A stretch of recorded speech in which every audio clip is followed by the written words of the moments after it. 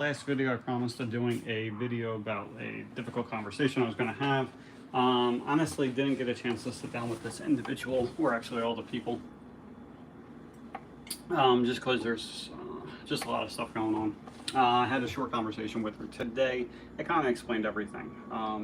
That was more of, kind of like I discussed in the video.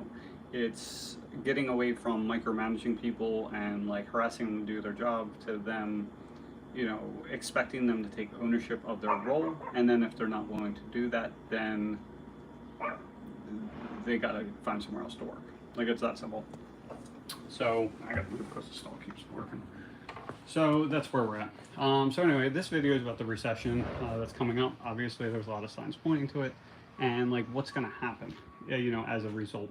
So that's where we're kind of at. So what my plans are at this point is we've been actively going through a lot of different areas of the business and looking at the spending, right? Because for me, I've taken this time to build the support system so that way we can handle double the sales, or if we go into a new venture, stuff like that. And at this point, the sales are about the same, because of what I've talked in the past videos, just a lot of, headwind that we're dealing with, increased pricing for the materials and the gas prices, lack of free money. Now you have this not panic, but you have this fear of the upcoming recession. So people are less likely to just go out and spend a ton of money. It's just how it is. And especially as a high priced, company in the area, or the higher priced company, it makes things difficult. So with that being said, we're starting to look at every person and be like, do you really fit a role in here, or are you just kind of filling up space? So that's what we're going with right now. So we're looking at the VAs, the first person to look at. Now they are cheaper, like they're $6 an hour, and you're like, that's nothing, but it does add up. 40 hours a week, that's $240. It's roughly about $1,000 per month per person, right? So if I have two people, that's 24 grand a year.